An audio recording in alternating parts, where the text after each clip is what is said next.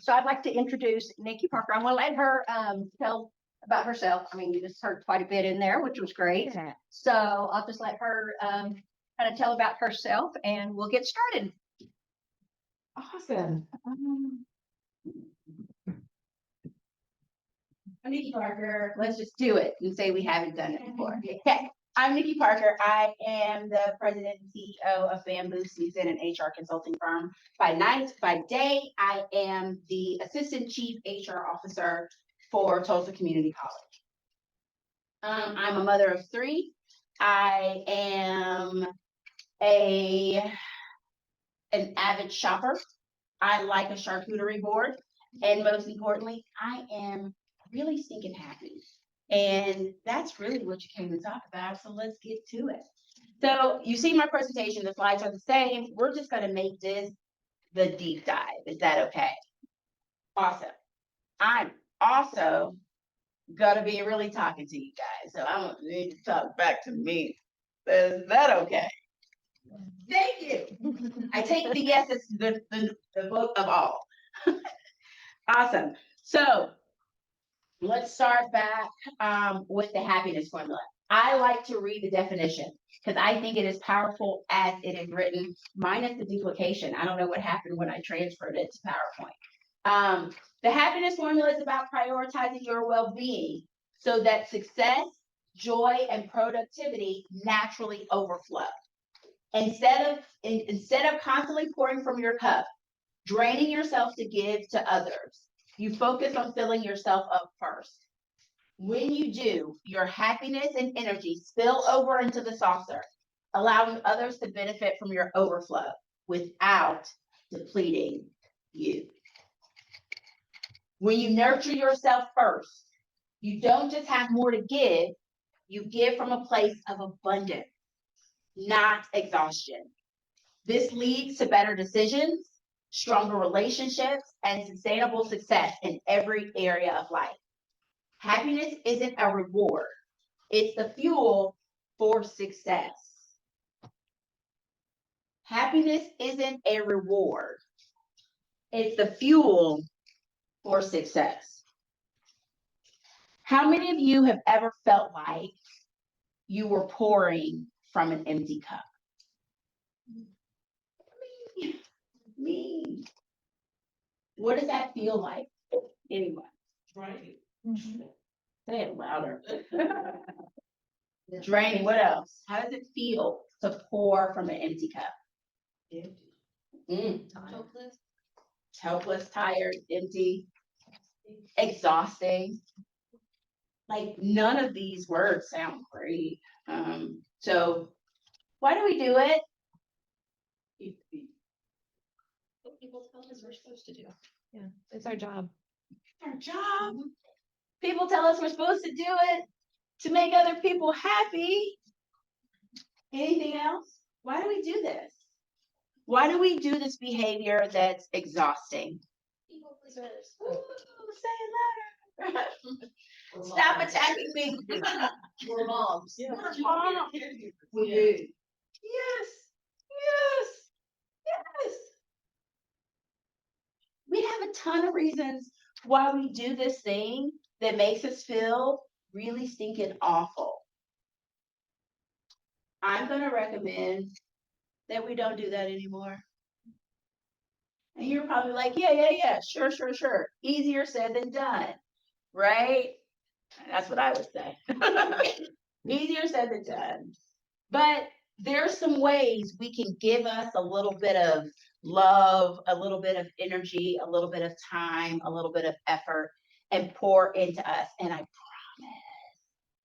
it will make you a better fill the blank, a better mom, a better sister, a better friend, a better coworker. Tell me your name. Rochelle. A better Rochelle.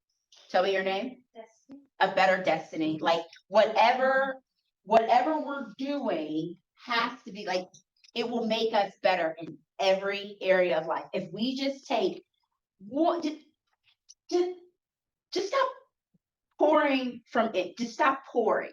You don't even have to focus on the filling yet. Just when you just sit the cup up. When you just simply sit the cup up. That's a reprieve. If you've been pouring too long, just simply sitting the cup up. So like that sounds easy. Again, like how do we help? Anybody like get to this seven? So I want to encourage you to just sit the cup up. What is one thing you do that helps refill your cup? Anyone, everyone. Go to the gym. Yes, ma'am. I'm a gym rat myself. It helps that hour of like, I can't think about anything other than lifting these heavy weights or like breathing and not passing out. It's good. It helps me. Anybody else? What else do you do that helps refill your cup? I listen to my gospel music. Yes, Lord. I I gotta stop it. Cooking. Doing all the things. Specifically chopping? Oh, All of it. I've got a family of 4 that would love your cooking. What else? What do we do that fills our cup? And that's really the question. How many things, activities, seconds, moments, how many things can we pull into our life that simply makes us feel good? When's the last time you created a list of things that made you feel good? Don't worry, I'll wait. This is my waiting stand. Never. Never. Do you know how hard that would be? Like, if I had to say, give me 5 things that make you feel good. I could do it, but I probably haven't done it. That's awesome. That's an awesome realization. I want to encourage you to do it. And when life gets hard or frustrating or like you're having a moment, go to that list and go, I gotta do something for myself, because that's when it's really hard to think about it. When you gotta find a list. You have to create the list. You gotta find it though. Even after you create, you have to do a grocery list and you go to the grocery store, you don't know where your grocery list is. David, listen, the notes screen on my phone is my favorite. I love my notes. The little sticky note. I also, my lock screen. Those are my words. Those are my affirmations. Cause, whoo, right? Woo, life be lifing. So put that list someplace important. I'm an asthmatic. I always know where my inhaler is. Treat it as such. Like, always know where that thing is that you can get to that says, I am drowning, I am peopled out, I am tired, I am frustrated, I am angry. What can I do to make me feel better? On my list is like things like, go get a cup of coffee, and I will just go spend $5 at the local Starbucks and feel pretty and girly and sip my cup and just mind my business. Because that makes me feel good.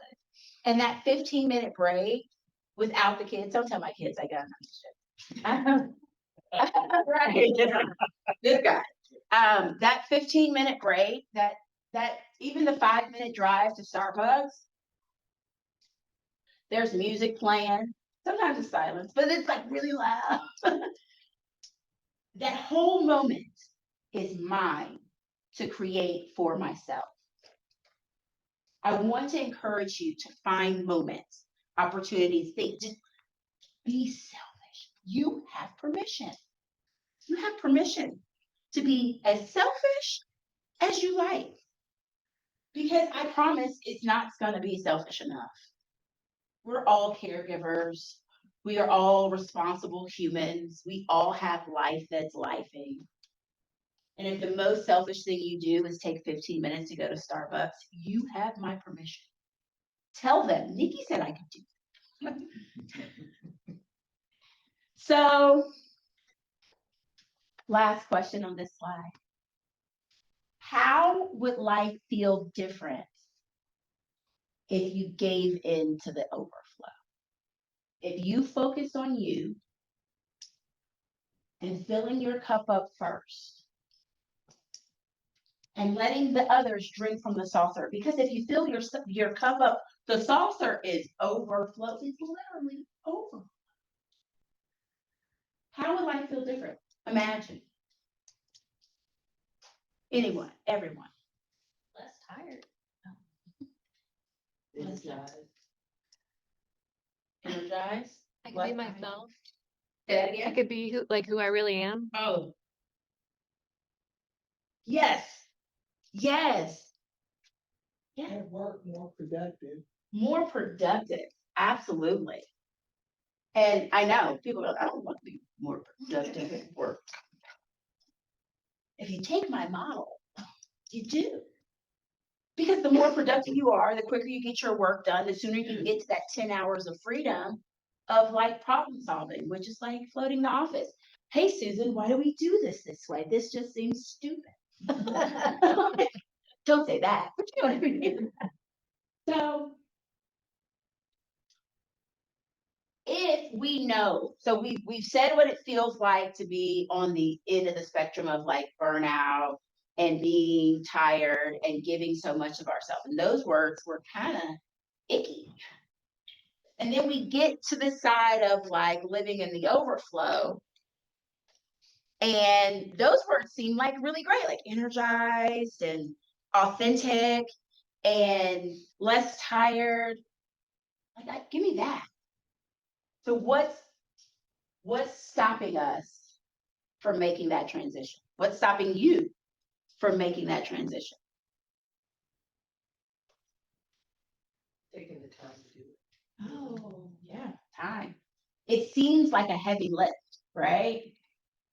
But I mean, for me, I didn't always be this way, but when my boys were grown and gone, left the house, I focused more on me now. Mm-hmm. So the gym is a non-negotiable. Amen, sister. Reading my devotionals are non-negotiable. So there's certain things, and so I love giving. So that's part of my, that's what brings me fulfillment. Not so much going shopping or Mhm. getting a pedicure, but I love giving. I love being a part of that. So I do that more because my kids are Yeah. grown and gone. And it's just me. So And it fills your cup. Mhm. And it makes you feel energized and it makes you feel valued and good and whole and complete and all the things we crave to feel every day. And the magic is, you know, your happy button. Like, you know where to go when life gets a little dodgy and shifty to like plug into some happiness. And I want to encourage everyone to create the list. Maybe it's just a list in your head, but to know where to go when life gets ducky and dodgy. That's an official term, ducky and dodgy. Don't forget that. So yeah, absolutely. Anything else keeping us from getting there? Your mindset. Mm-hmm. Yeah, Being over to thinking that. I can't get there. I don't know how to get there. I call it stinking thinking. But that your brain is a computer. I didn't say this earlier, but your brain is a computer. It can only do what you program it to do. So if you tell it, this day is really gonna suck, I guarantee you have a bad day. And if you tell it, this is gonna be the best day ever. Might not be the best day ever, but I bet you it's a good one. I bet you it's one for the books. I wake up every day and go, oof, oof, oof. All right, day, show me how good you can get. You know, you can tell the day to show you just how good it's gonna get. Now, I don't typically do this, but it's a small group.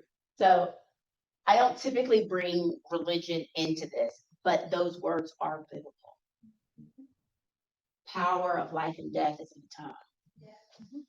So be careful how you frame your day. Be careful how you frame your situation. Be careful how you frame your thoughts, because power of life and death. I left my clicker. All right, so we talked about glow.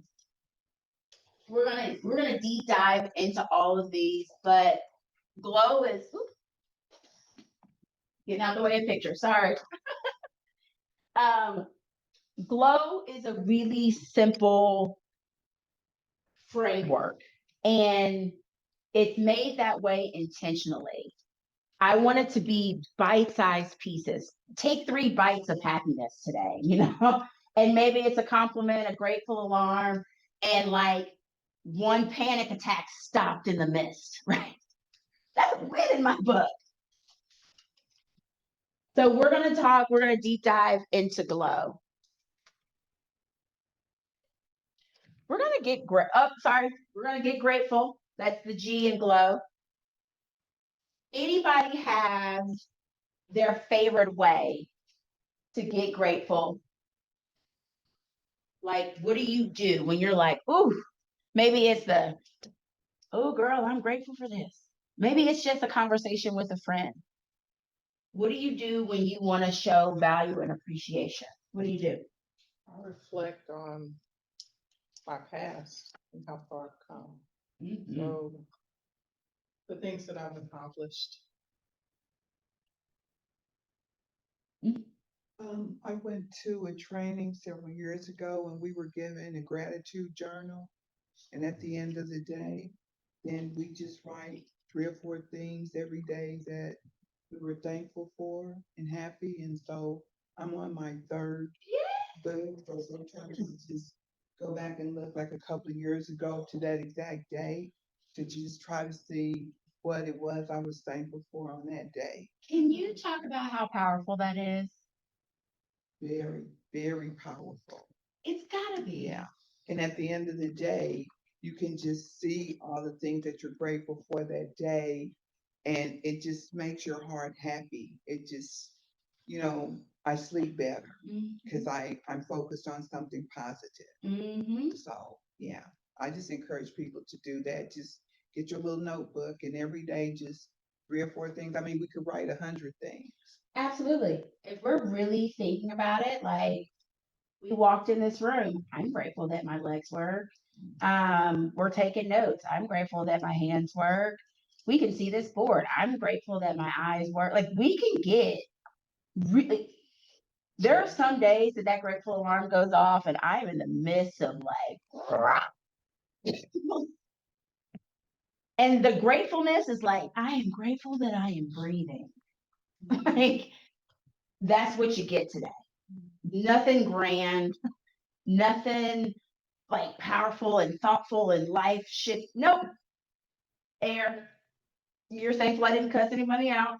Yep, I'm grateful that I didn't honk my horn when that guy cut me off. I am grateful that she didn't try me. Like sometimes you just gotta get real, real granular. Thankful for the things that didn't happen. Good. Right?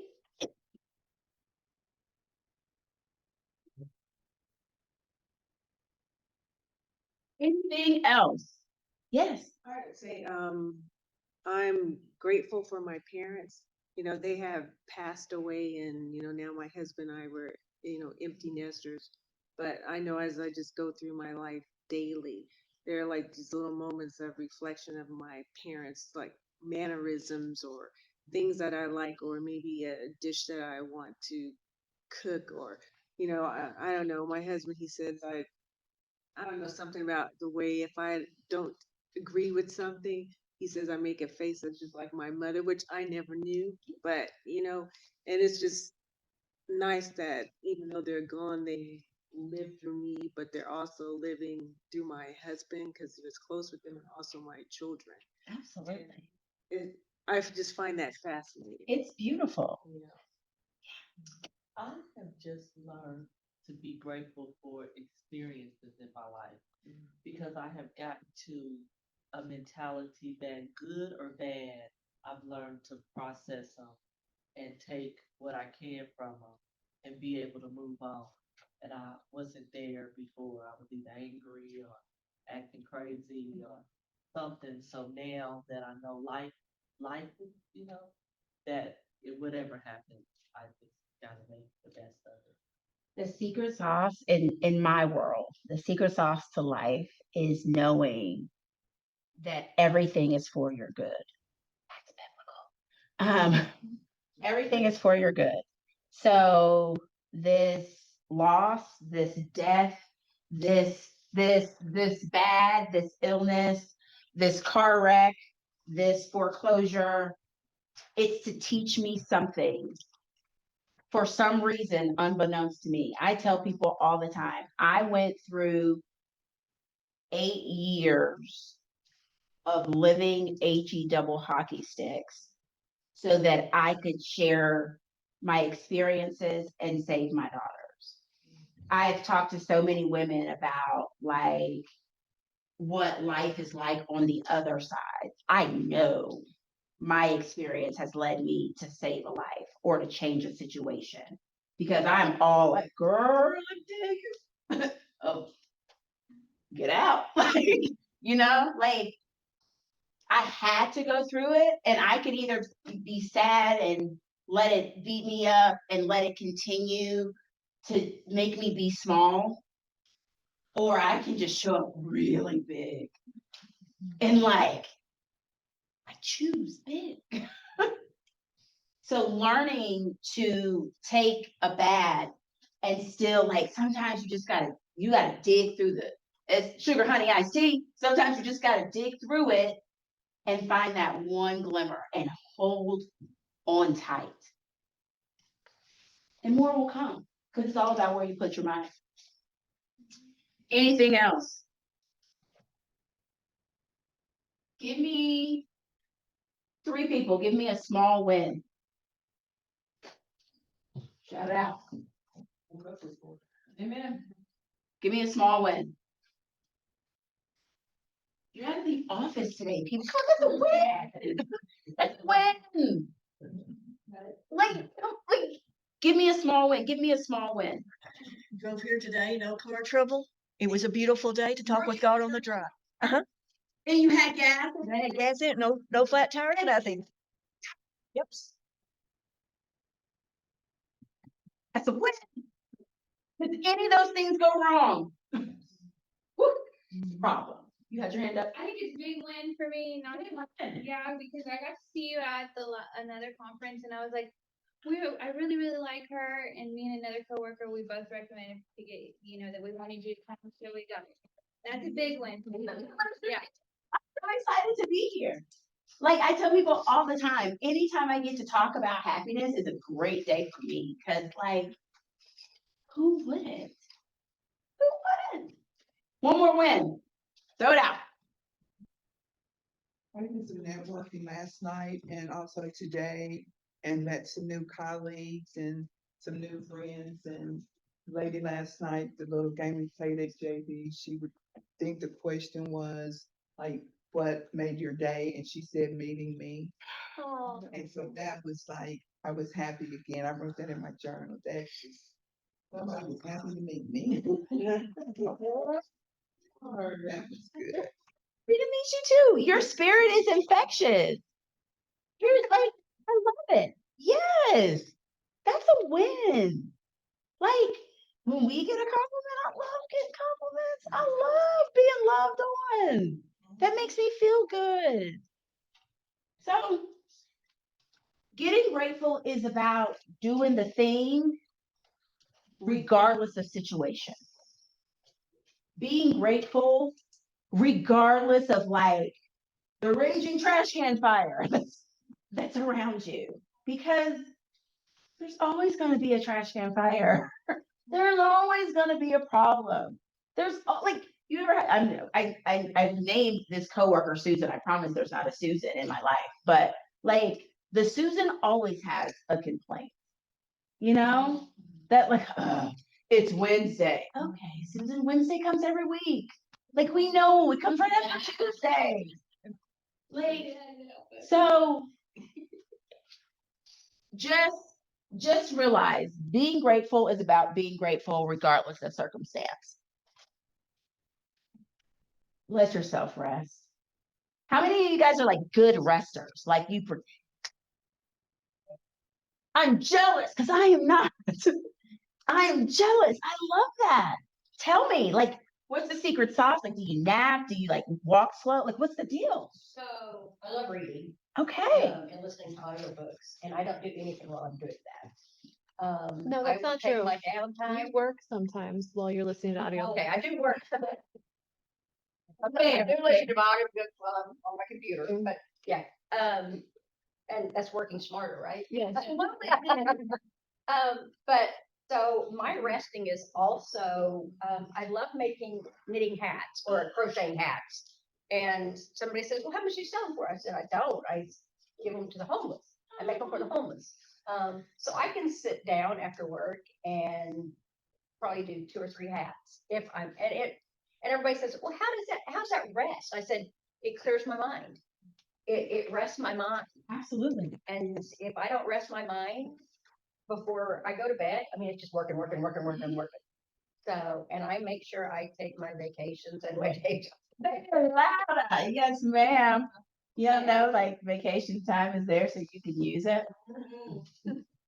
Not to stockpile up. No. No, use it. Just try it a little bit. I promise you'll like it. But when you take a vacation, like actually take the vacation. Like, guess what? Work will be there when you get back. I promise. Like, there is no one rushing to do it for you. Like, I promise. It'll be there. Yes. So resting. When's the last time you rested and not like crashed? Like not hit the wall and like slide down it and like I'm gonna sleep for 2 days because I need it. But when's the last time like you were intentional about resting? Ooh, I see some faces like never. Never. Yeah. We gotta get intentional about rest and understand that rest is defined however we see fit to define it. Because for me, going to the gym is rest. It turns my brain off. I can't think about anything other than what this man is yelling at me in this moment and like not cussing him out, right? Like I'm just, yeah, 3 more, you can't count. Like, but rest is whatever you determine it to be. So maybe gardening is your rest. Maybe a study walk, your evening walks is your rest. Maybe it's just traditional rest. I like to veg out on the couch. I like to do it without the kids, so maybe they'll take a hint. But I like to veg out on the couch. That's another way I like to rest. How do you guys like to rest? How do you like to rest? Riding my motorcycle. It's got to be freeing. Yes, absolutely. Nothing but a smile on your face. Road ahead. I can see it. I can see it in your happy place. I see the smile coming across your face as you think about it. Yeah. That's awesome. Rest. How do you like to rest? Anyone else? How do you like to? People still think that is not rest. What did you say? Kayaking. Oh my gosh, it is, isn't it? Talk about wonderful gazing. You're like, forget a window. I'm in this thing. Yes. Yes. How do you like to rest? Anyone else? How do you like to rest? I enjoy on weekends, me and my husband have some friends and we either go to one or the other house on Saturday and we just play cards and just What's your game of choice? called King's Corner. Okay. It's like solitaire. I must learn it now. It's fun. It's pretty easy and just talk and sit. Are beverages included? Your card game is like I like the card game now. Now we're talking. It's not the purpose of the game. It's just it's an easy game to play while you are. Well, so freely. No, it's just easy. Like it doesn't require much Go thinking, away. and it's communal, and you enjoy it, and it fills your cup, and it's what you consider rest, and it works. Rest is so important. Good things happen when you rest. Okay, sorry, checking time. Good things happen when you rest. So really be intentional about it. Really, I encourage you to like think about what rest feels like to you. You know what busy feels like. We all know that go, go, go, go, go. I actually have to make myself sit down. As much as I like to veg out on the couch, I can't do it more than like 7 minutes. It takes me like a week to watch a movie, like an hour and 30 minutes. It takes a literal week because every 7 minutes I'm like, well, let me go fold the clothes. Time to run an errand. And I'm doing better about nope, nope, nope, nope. You're gonna sit here for 30 minutes. And it's not that I don't want to, it's that my brain is constantly thinking of the non-stop to-do list. And so I set a timer and I will fight with myself. So it's not exactly rest, but I'm learning. And that's the process. Because without it, I perish. Without rest, we perish. Like, listen, even God rested. He knew it was important. Gotta rest. This is one of my favorites. Own your mindset. The brain is a computer. It can only do what you tell it to do. It can only see what you look for. Have you guys seen, there's like I don't know if it's a commercial, it's like an 80s special, I don't know. But it was like, count how many times the kids pass the ball. And like these kids are like passing the ball back and forth, back and forth. And then it goes, did you see the bear? And the bear, there's like a bear. Like, did you see? Okay, thank you. Because sometimes I say that and people are like, I have no idea what you're talking about. But you've seen it, right? Because your brain only sees what you focus on. There's another little game that's like, count how many red items are in this room. And then someone goes, how many blue items are there? And you're like, oh, I wasn't looking for blue. I was looking for red. And that's the point. The brain can only focus on what you tell it to focus on. So if you wake up and go, ugh, it's gonna be an awful day. I've got to do this thing. I've got this stupid meeting. The brain goes, cue up bad day. Pink. Versus if I get up and go, oh my gosh, I'm so excited that like when I get off work, I get to do this thing, and then I get to hang out with my bestie, and then I get to do this with my kids, and then I get to take a nap, and then the stupid bra comes off. That's my pet peeve. But no, see, the brain goes, cue up excitement, cue up a good day. It's truly that simple. It's like happiness is so base level simple that it almost sounds like no way that thing can work like that. Promise it's really that easy. Promise it's really, really that easy. Who dooms it's spiral thought. What is it called? Doom school? No, close, but for like thoughts, that negative spiral. Who doom scrolls or doom spiral? I was one. Yeah. You're my people. Thank you. I was one. I would be like, I'd enter a room and be like, if a fire broke out right now, how am I gonna, if a murderer broke in the building? Like, and I think all of these like negative things that would just weigh me down. And like, I promise, think about the last issue you had, the last major problem, and think about the worst thing that could have happened. I guarantee it's probably that result is probably not that bad as the worst thing that could have happened, because our brains will play that trick. So we have to own it.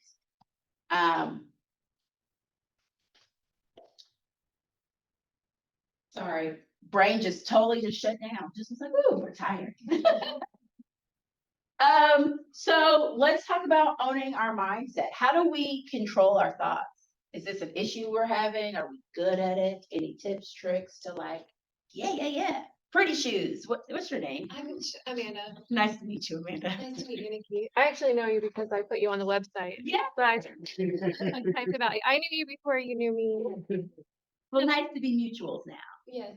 I'm sure you've heard of this, but when you're talking about going to sleep and waking up and talking to yourself, those are the best times because that's when your brain is producing theta waves. And that's when you actually reprogram it most successfully. You can do it throughout the day, but those are the best times. So that is a good Yeah. way to think about it. Early first thing in the morning, late at night, the brain starts to go into like recovery mode. So the body is also a machine. If you think about it like that, it needs to rest, helps it heal. Rest also helps the brain develop thoughts, patterns, and recognition. So you're absolutely right. It is a scientifically proven fact that nighttime and first thing in the morning is the best time to really think about, happiness or those things that you want to shift and change in your day and your life. Mine's not scientific or anything like that. I It's bet just you it is. something- I bet you it is. It's just something I've been doing. So I'm generally a happy person for the most part, really. I mean, but sometimes I think I let people get in the way of my happiness. Mhm. And so something I've kind of been doing lately, like I am not a procrastinator. I like to do everything like way before. So if a coworker comes to me last minute and is like, "Hey, can you do this?" I like panic mode. So I've kind of been stopping myself with a lot of things and just asking like, what's their intention behind it? Like most people have good intention. Like they're not doing this in attack on me. Like maybe they're overwhelmed and that's why they're asking me last minute. And it makes me not get like as worked up or as unhappy or as upset because I want to believe like people have good intentions.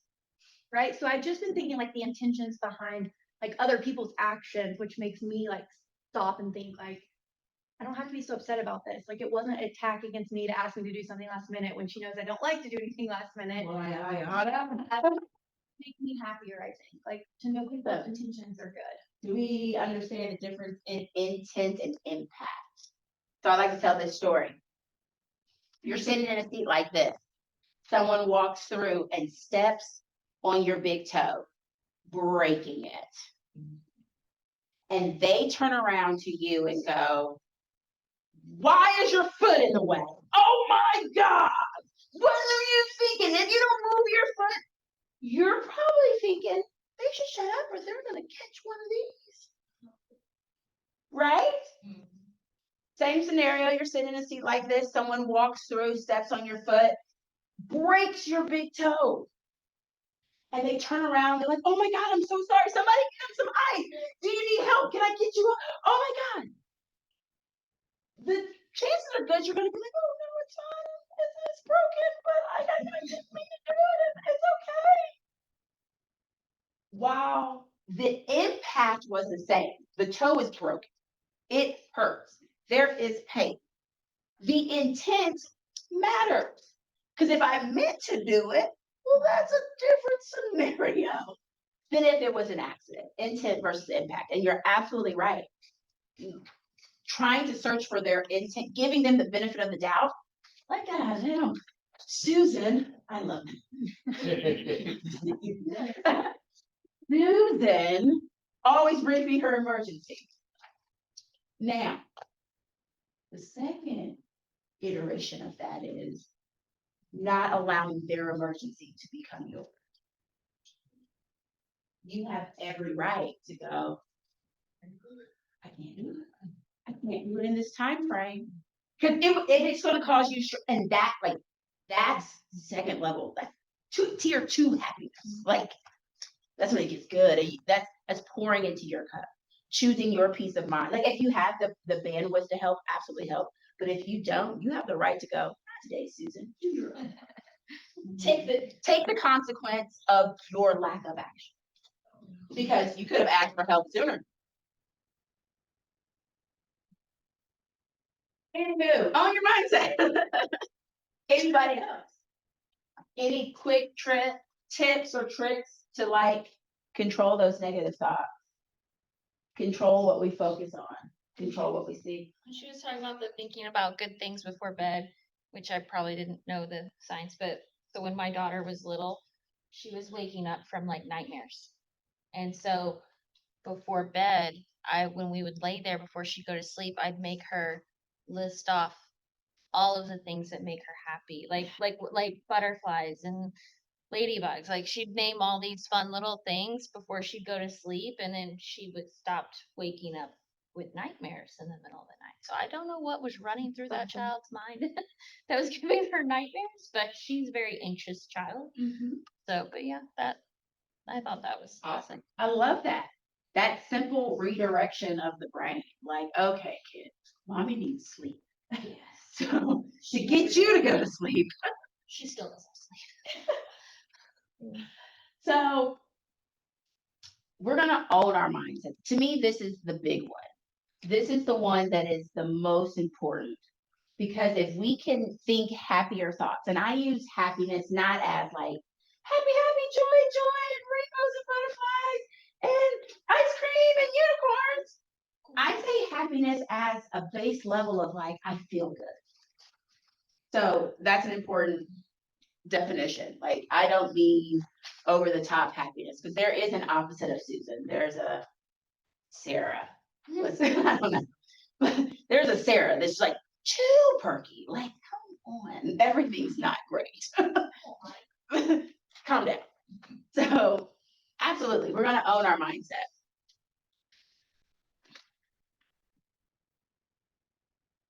And last, we're gonna wake up and shine. This is so good. What is one part of your work or life that consistently brings you joy? Anyone? My grandkids. Amen. I hear they're the best part of having kids. Yes. Like, I'll slowly wait my turn. No rush. No rush. I've got a 20-year-old too who is thinking about getting engaged to her boyfriend. How long have they been together? 5 years. 5 years. They were high school sweethearts. She's like, we're gonna have kids. I'm like, whoa, whoa, whoa.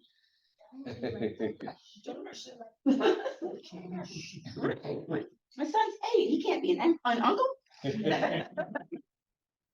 Well, be careful with the don't rush. I'm trying to be a great grandma, and I told my 2 grandkids, just take your time and wait. But now I'm like, I'm ready.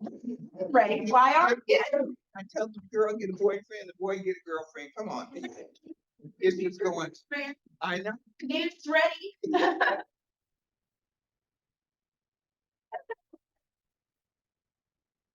So here's an interesting question. Where do you feel pressure to live by the shoulds instead of your personal values? Say that again, please.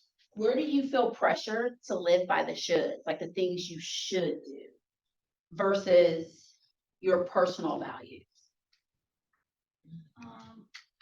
I think that I'm kind of involved in a church and a community and kind of I guess view and say like leadership, and I feel a lot of pressure from that. Like some days, like I mean these girls kind of know me more on a personal level and know that I'm not all bubbly and happy, and just the pressure of that. Like they kind of just accept me for who I am, and they actually lift me up probably more than I do them, but that's I just feel like that should, I mean, I should be this way, but really I'm not, and some days like it kind of sucks, but it's just like this is who I am, and God accepts me however, but I think in leadership, especially,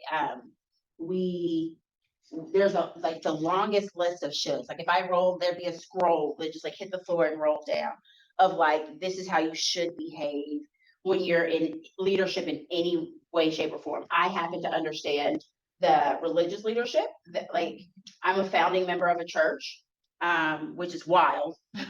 If you know me, my kids are probably like, yeah. I'm a founding member of the church, Joy AME in Dallas, Texas. The church was in my home for many years. Like it was a big part of my identity. And at some point it got to be like too heavy. So I was like, I gotta go from leadership to like membership. And that was my happy place. But I encourage you, I'm gonna keep encouraging you to show up as yourself and to voice the heavy. Because when you voice the heavy, it allows the humanness in other people to step oh, I forward. do to them. Keep it up. Keep it up. Yeah. You had your hand up. Parenting is my challenge as a mother. The shoulds that I normally do, I'm having to step back and against all my morals and values and not say anything to allow a relationship to continue. Because I either have to cut the relationship off or just kind of muddle what I say to allow my adult children to To learn some lessons on their own. yes, and that's hard. That's Oh, yeah. I got one right now. I got one I'm currently not talking to. Because you need to just learn a couple lessons. She'll be back.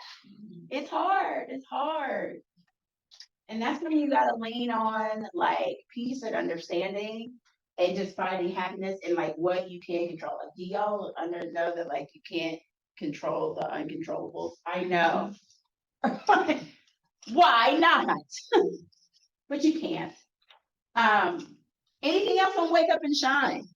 Any ways we're challenging the shoulds? Any ways we're choosing joy? Any ways we're leaning in on trusting our gut? Okay, I'll throw one out there. Sorry, I don't want to steal the show. My shoes did, but In the room, those shoes were like, it's my day.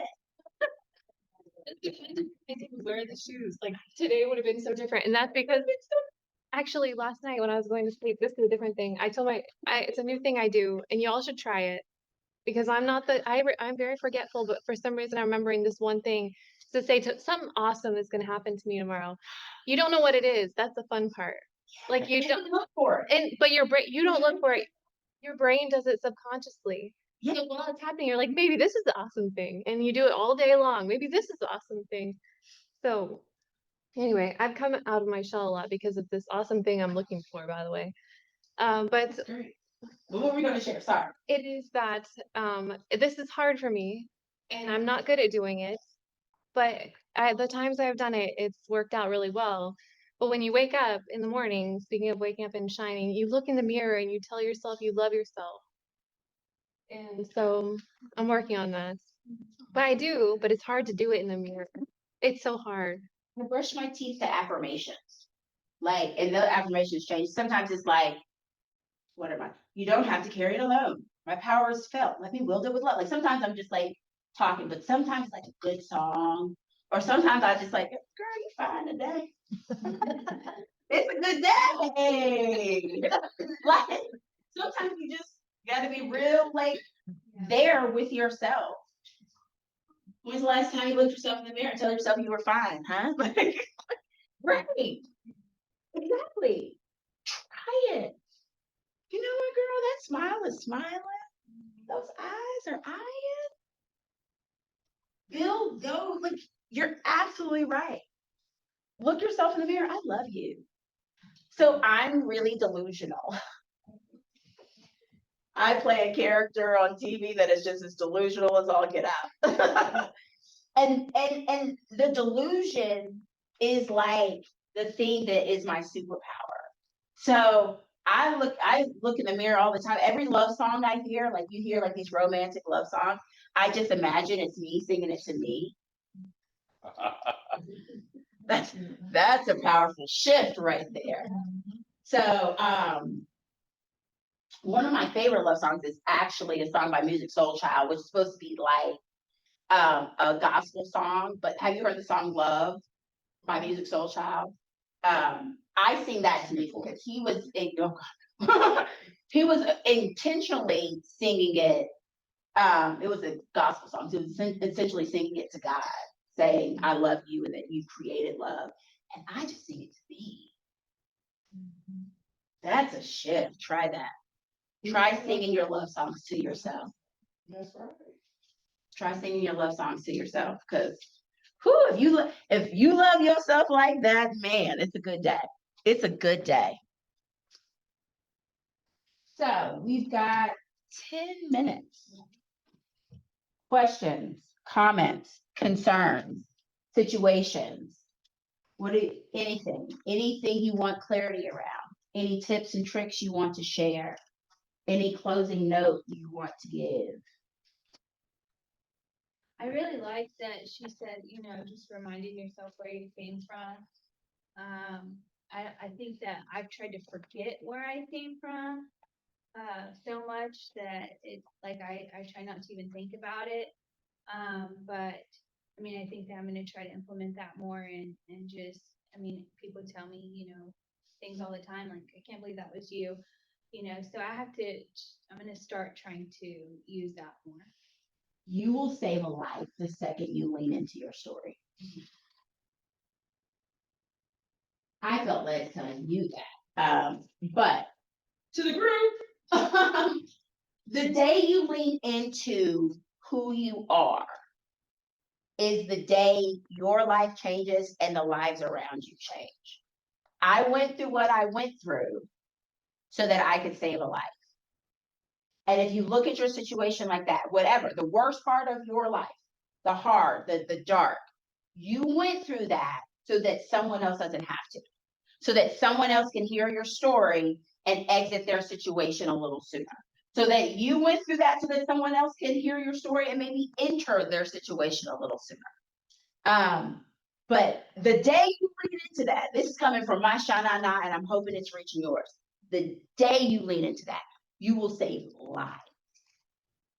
Questions, comments, concerns?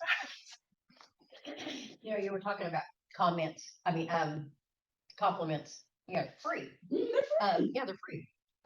So I work with this lady and she's always saying, you're awesome. I really appreciate you. And it has rubbed off on me. And I was getting tea at McAllister's one day and I was looking for straws. And he said, oh, I got you. And he went and got me straws because there was none there. And I said, well, thank you. I really appreciate you. And he goes, thank you. And I never thought about that. Just said, I appreciate you. I mean, it's not a compliment, but it's just like he went and It's something. yeah. Absolutely. Chick-fil-A has the mystical, magical sauce. Let me tell you about Chick-fil-A. They sell chicken. Nothing else. One type. Pickle juice covered chicken. That's what they sell. They chop it into nuggets. They chop it into strips. They leave it whole as a breast, but it's just chicken. They have the base level of service. Like one thing, they just added bacon. Like that's how wide Chick-fil-A is. It is 2025. Bacon is everywhere. And Chick-fil-A is like, we have bacon. Right? The thing that makes Chick-fil-A unique is their service. Yeah. The reason why we all go is with like moms and like your kids are all over the place, and you're like, going to Chick-fil-A.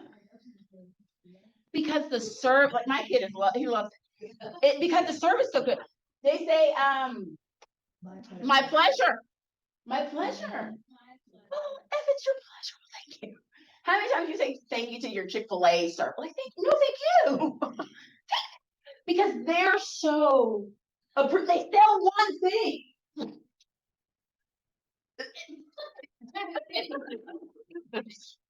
One way. And yet their customer service is what sets them apart. That's why you'll go, because they're out in that line, like running down your car, like, can I take your order? And you're like, the window's way up there, and they're way back here taking orders. Their customer service is amazing. That value, you feel like, yes, I'll give you my money. If your order's wrong, you're not even really mad. You're like, this is what the chicken guys wanted me to have.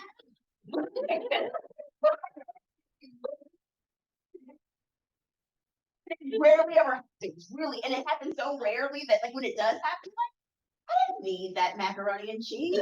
I didn't know they ever been need it. Value and appreciation and service. So yes, that little bit of like I value you made him feel like $1 million because that is why we go to Chick-fil-A. That is it. The chicken is not that great. It's relevant. I don't like it because I've never physically gone there. People have just like brought it things. I'm like, I don't like it. It's really not that great.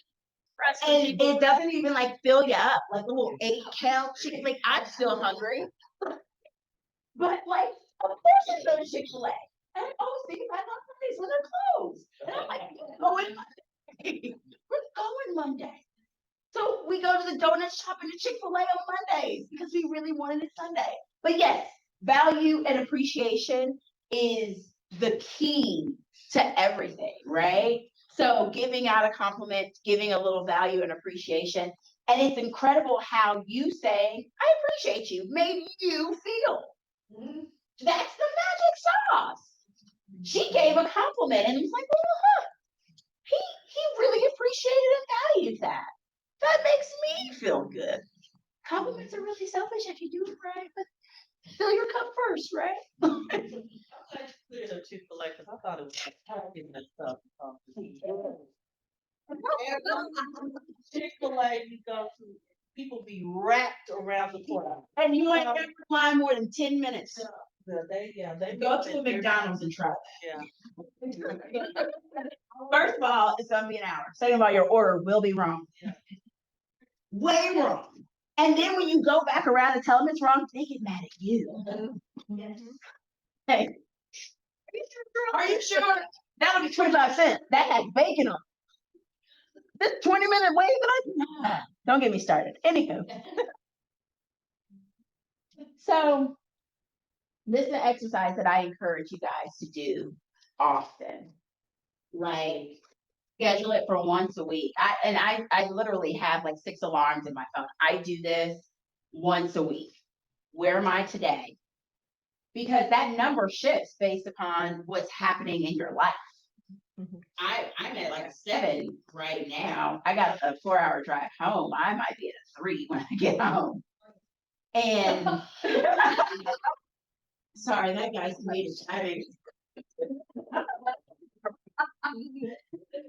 so, yeah. So I ask myself this once a week, and what I ask is, over the last week, where have I sat happiness wise? What's been my median, okay, I've been consistently at a 7. There were some 8 moments, and there were some 8 days, and there were some 5. So 7 sounds good. And then I ask myself, where do I want to be next week? Because these are all choices we get to make. We can control how happy we are because happiness isn't controlled by external forces. It's a choice. It's that simple. We get to wake up and choose it. And then when negative comes our way and happens because life's, right? We get to go, not today, Satan. Get thee behind me. Not today, Susan. Shut up. No, don't say that to Susan. But but you can say thank you, Susan, for your input. You don't have to go and grind it and gear it all and doom scroll and think about how bad you don't like Susan. You can just kind of let it go and go, I'm gonna really choose happiness in this moment. I want to think about bunnies. Because that's a choice. Questions, comments, concerns?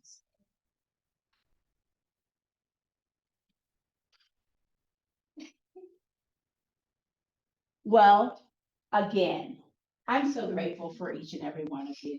I am so thankful for each and every one of you.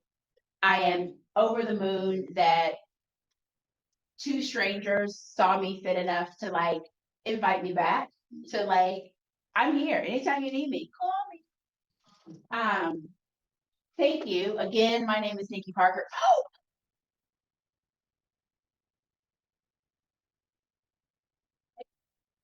Listen, I've been trying to write a book for about 6 years. I've changed the topics 29 times. I didn't know what I wanted to write about. The book is called The Happiness Formula, a blueprint for strong women who are tired. Let that preach to you. Touch me, Michelle. So it will be published October 1st. If you see this information, if you want the link, just shoot me an email. I'll gladly send it out. But if nothing else, please give it well wishes and lots of positive energy because I think the message is good and I want to get it Thank you again. My name is Nikki Parker. Thank you so much. Thank you.